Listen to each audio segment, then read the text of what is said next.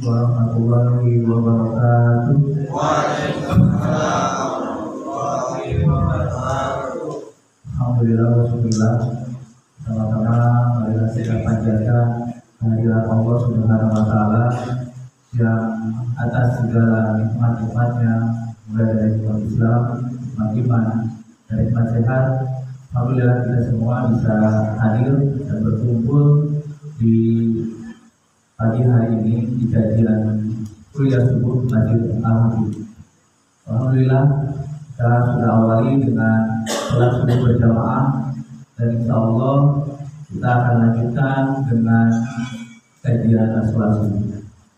Salawat serta salam selalu tercurah dan terlimpah kepada baginda Nabi Muhammad Sallallahu Alaihi Wasallam, pada keluarganya, sahabatnya, dan semoga kita sebagai pengikutnya mendapatkan syafaat beliau yang banyak. Amin. Amin. Pertama, kepada Bapak, Ibu semua jamaah kuliah subuh Masjid Al-Habib yang saya hormati, yang ingin saya sampaikan pertama adalah ucapan terima kasih atas kepercayaan yang sudah diberikan kepada saya, sehingga kesempatan ini saya akan mengisi kuliah subuh. Namun yang saya ingin sampaikan kepada Bapak Ibu semua, ini hal-hal yang amat saya jarang saya lakukan. Jadi kalau mau diceritain, di perasaan saya ini udah campur aduk. Lebih baik suruh lari 10 kilo yang banget ya.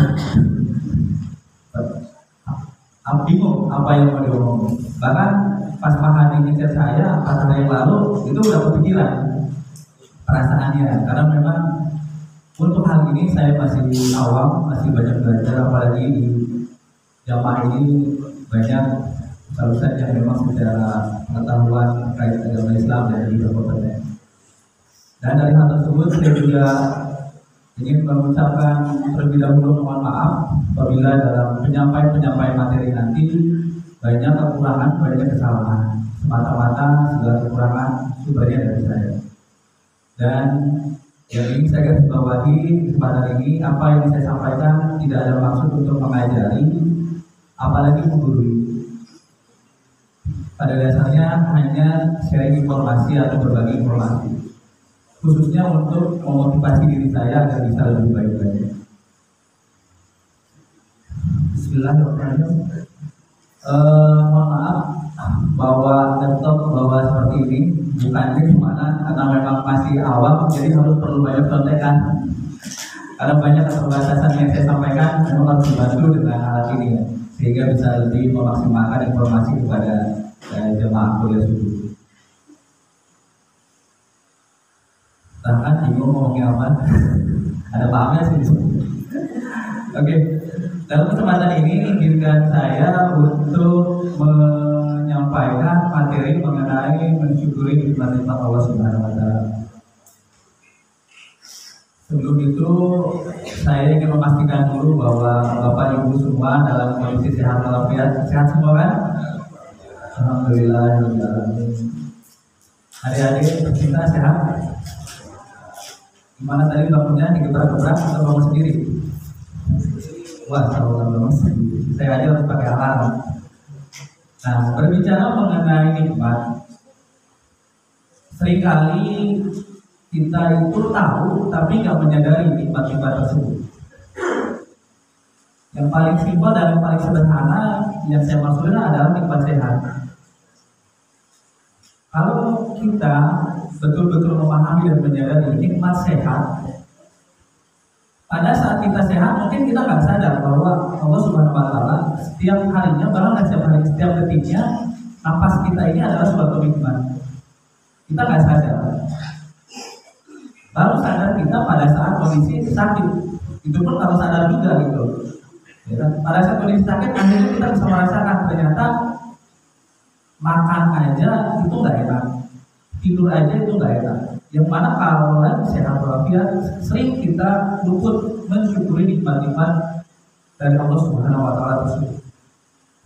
Ya seperti itulah memang bawaannya manusia. Pada saat dalam kondisi senang baru menyadari sebuah nikmat. Tapi sebaliknya di saat kondisi sedang kesusahan, apa yang diterima itu tidak disadari bahwa itu adalah nikmat. Dalam hal ini pribadi saya sendiri memotivasi saya sendiri bahwa di setiap kondisi dan keadaan Allah Subhanahu wa taala selalu mencurahkan nikmat-nikmatnya kepada kita tanpa terkecuali.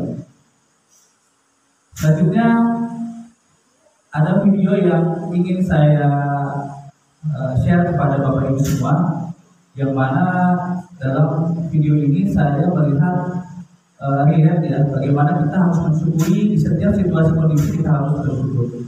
Mungkin videonya Bapak dan Ibu semua pernah melihat. Mungkin saya boleh share.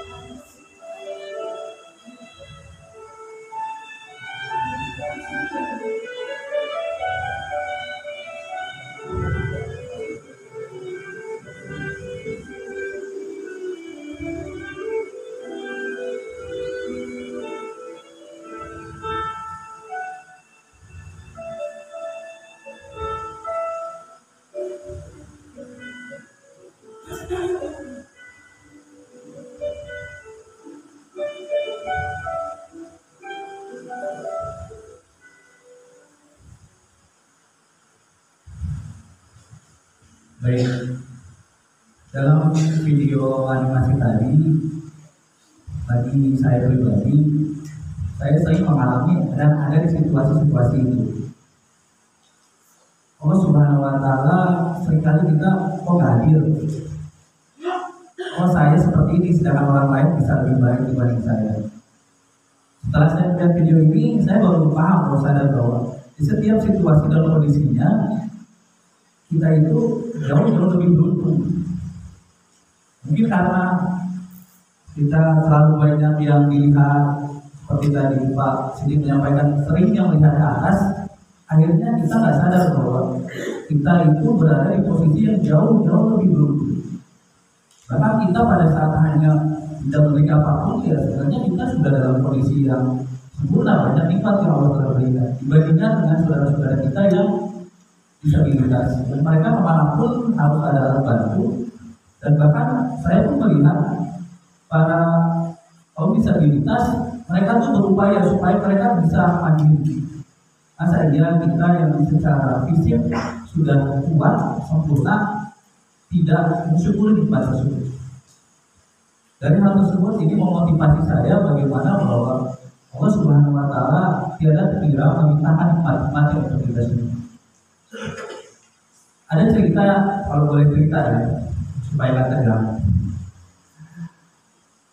Beberapa hari yang lalu, alhamdulillah saya itu lihat serial dokumenter mengenai kehidupan umat muslim di luar negeri sana, tepatnya di negara-negara yang secara Islam adalah agama minoritas. Ya, kaum muslim ini ya sebagian besar adalah kaum imigran. Di situ saya melihat bahwa untuk kegiatan yang misalnya beribadah saja, kegiatan yang sebatas untuk menghadiri ke masjid, banyak sekali ujian yang dihadapi, bahkan sampai dengan adanya intimidasi. Coba kalau kita introspeksi kepada diri kita, pada saat kita akan berangkat ke masjid, terutama kita di Curug lah, apakah ada perasaan khawatir atau takut? Bisa jadi enggak. Berangkat subuh pun sendirian, kita nggak ada khawatir diintimidasi atau diganggu. Kalaupun misalnya ada ujiannya lebih banyak kepada diri sendiri, melawan kesenangan kita. Misalnya kalau subuh lagi tidur, apalagi sekarang subuh aja jam 4.15, ya berarti mau nggak mau jam 4 udah bangun. Lebih banyak ujiannya hanya sebatas ke hal melawan kesenangan kita. Dan seringkali kita juga nggak mensyukuri nikmatnya bahwa ujian yang diterima oleh umat-umat muslim di negara lain itu sangat luar biasa benar. Alhamdulillah di hari Ahad pekan lalu di Masjid Al-Hakim telah diselenggarakan perayaan Maulid Nabi Muhammad SAW. Di situ kita bisa melihat ya, banyak sekali nikmat yang Allah Subhanahu wa Ta'ala berikan kepada kita. Dari mulai nikmat kita mendapatkan ilmu baru yang disampaikan melalui tausiahnya Ustaz Syamsuddin, nikmat kita bisa berkumpul dengan sesama muslim, di situ kita bisa bersilaturahmi, di situ juga bagi saudara-saudara kita yang UMKM yang berjualan mendapatkan nikmat berupa rezeki dari acara ini, dan acara tersebut bisa berjalan dengan lancar, aman, tidak ada gangguan apapun. Walaupun jumlah orangnya yang hadir begitu banyak. Pertanyaannya, apakah hal yang sama bisa terjadi di luar negeri sana yang secara umat Islam hanya minoritas? Ya, kalau di kita ya kita bisa merasakan nikmat, bisa beribadah dengan aman. Ini harus kita syukuri benar-benar. Bisa menikmati ibadah dengan aman, dengan tenang. Karena hal ini bagi beberapa muslim di luar negeri sana, hal ini suatu kemewahan, suatu hal yang luar biasa. Sebagai contoh, kalau bisa terlihat di artikel ini, umat muslim di Kanada secara negara itu negara baru dan salah satu negara yang tanda kutip memang aman dari tingkat kejahatan. Namun di sana, di salah satu masjid umat Islam di Toronto itu ibu kota bisnisnya ya Kanada, ternyata ada masjid yang sampai mengalami intimidasi beberapa kali. Intimidasi ini bahkan sampai ke pengusahaan oleh masjid. Kita aja kalau misalnya mengalami situasi tersebut, bagaimana juga perasaan kita? Pasti akan timbul rasa khawatir, karena kan ini kan secara teror ya, walaupun terornya tidak sampai fisik pengusahaan, tapi kan ini udah jatuhnya pada teror. Kita aja dengar bahwa di sana ada bom, kita udah khawatir ke sana. Apalagi ini berkali-kali masjid yang harusnya jadi tempat aman, tempat yang kita bisa melakukan kegiatan ibadah, ada yang merusak, pastinya kita kesal. Tetapi kita akan melangkah ke sana pun kita khawatir. Bagaimana ya kalau ke sana? Saya khawatir nanti malah diintimidasi. Bahkan di luar negeri sana kan sebagai umat muslim kan bisa terlihat dari identitasnya. Bahkan kita berjalan aja, saya melihat di tayangan serial dokumenter tersebut, pada saat ada muslim berjalan, beberapa warga lokal atau pribumi melihatnya itu dengan sini. Bahkan di Inggris sana kalau ditanya siapa Anda, saya muslim, mereka kaget. Are you sure you muslim? Jadi mereka melihat itu bahwa muslim itu seperti apa gitu ya pemikirannya. Nah, Dari hal ini saya melihat bahwa saya ke Masjid Al-Hakim ini mau jam berapapun tenang, aman. Tetapi bagi saudara-saudara kita di luar negeri sana, bahkan masjidnya sendiri aja dirusak, sehingga akibatnya ada khawatir pada saat saya melakukan ibadah seperti apa ya. Akhirnya mau berangkat pun berpikir dua kali. Namun sekali lagi di kita enggak. Dan berarti itu adalah sebuah nikmat yang harus kita syukuri. Karena sekali lagi apa yang kita nikmati tidak saudara-saudara muslim kita di negara lain mengalami. Kalau kita melihat, wah ini hanya intimidasi ringan, ya kan? Hanya dicoret-coret masjidnya. Di Indonesia juga pernah kok dicoret-coret masjid, tapi Indonesia kan paling sekali, ini sampai 6 kali dirusak. Kalau kita ingin melihat lagi bahwa kita jauh lebih dulu, ya, 3 tahun yang lalu, 2019, kalau ibu pernah melihat beritanya di Selandia Baru. Selandia Baru itu ya salah satu negara aman. Masya Allah, hampir 52 umat muslim meninggal dunia saat akan melaksanakan kegiatan sholat Jumat. Bahkan kalau saya baca artikelnya sendiri dari saksi-saksi dan bahkan kesaksian dari pelaku, dia itu menembaki umat muslim yang sedang berjalan ke masjid sudah ditembak pakai senjata semi otomatis. Nyampe ke masjidnya pun itu sampai ditembaki. Bahkan sampai ada umat muslim yang memang ya memohon untuk tidak ditembak, dia tidak peduli, masih tetap ditembak. Bahkan kalau saya melihat di sini ada balita yang di bawah 5 tahun, itu sampai balita di usia 3 tahun pun itu tetap ditembak oleh si pelaku tersebut. Itu pada saat kita akan melakukan sholat Jumat, tepatnya di Masjid Agung di Selandia Baru. Perjuangan umat muslim di negara-negara minoritas yang muslim di sana itu amat sangat luar biasa. Bahkan untuk sholat Jumat aja sampai mengalami kejadian ini.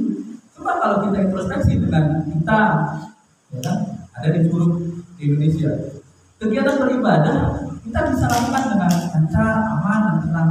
Bahkan hari-hari yang lalu kita mengumpulkan massa orang banyak pun segala sesuatunya bisa berjalan dengan baik, bisa berjalan lancar. Hal sekali lagi ini hal adalah suatu kemewahan bagi umat muslim di luar negeri sana, bagaimana bisa menjalankan ibadah dengan rasa aman, bisa rasa tenang, itu suatu hal yang luar biasa. Dan bagi kita mungkin hal tersebut terasa biasa, seperti yang di awal disampaikan. Seringkali kita tahu, tapi kita tidak menyadari bahwa Allah Subhanahu Wa Taala setiap waktunya pada kita selalu mencurahkan nikmat-nikmatnya. Hal ini mohon maaf ya, mungkin saya tanyakan bahwa untuk memotivasi diri kita bahwa kita jauh lebih beruntung, kita jauh lebih banyak nikmat dari Allah Subhanahu Wa Taala. Jadi hal apa lagi yang memang membuat kita tidak untuk bersyukur gitu. Jadi istilah lainnya zaman sekarang, nikmat apa lagi yang ingin kita dustakan gitu. Bahkan kegiatan kita ingin memakmurkan tidak aja di kita aman, tenang. Di luar negeri sana tantangan yang luar biasa. Dari hal tersebut saya melihat bahwa kita sekali lagi benar-benar harus mensyukuri nikmat Allah Subhanahu Wa Taala. Sadar atau tidak sadar, tahu atau tidak tahu bahwa kita itu sudah mensyukuri nikmat Allah Subhanahu Wa Taala. Allah Subhanahu Wa Taala berfirman dalam Quran surat Rahim ayat 7 yang artinya, dan ingatlah juga tatkala Tuhan memakmurkan, sesungguhnya jika kamu bersyukur pasti kami akan menambah nikmat kepadamu, dan jika kamu mengingkari nikmatku maka sesungguhnya azabku sangat pedih. Allah Subhanahu Wa Taala sudah melihat bahwa kecenderungan umatnya akan sering mengalami yang namanya ukur nikmat atau tidak menyadari nikmat-nikmatnya. Dan dengan turunnya ayat ini kita diingatkan bahwa apabila kita sebagai umat yang mengingkari nikmat-nikmatnya, apalagi nikmat yang kita ketahui, yang kita sadari bahwa akan ada azab dari Allah Subhanahu wa taala yang sangat pedih. Pastinya kita kan tidak akan menginginkan ya mendapatkan azab, apalagi dari hal yang sederhana, kita tidak mensyukuri nikmat. Dari hal tersebut, hal yang saya ingin sampaikan di sesi selanjutnya adalah apakah sebatas sudah cukup dengan kita hanya sebatas mensyukuri nikmat. Dalam Islam sendiri, pada saat kita mendapatkan nikmat harus ada cara mensyukuri nikmat tersebut atau bagaimana mengimplementasikan atau mensyukuri nikmat tersebut. Secara garis besar terbagi menjadi 3 bagian, bagaimana kita mengimplementasikan atau bagaimana cara kita mensyukuri nikmat dari Allah Subhanahu wa taala. Pertama, bagaimana kita mensyukuri nikmat Allah Subhanahu wa taala itu perbuatan yang kita harus lakukan atau implementasikan itu mulai dari hati. Dalam hal ini, pada saat kita bersyukur, maka cara mensyukuri nikmat Allah pertama mulai dari hati kita adalah dengan mengakui, mengimani dan meyakini sepenuh hati bahwa segala bentuk kenikmatan ini datangnya hanya dari Allah Subhanahu wa taala. Ya.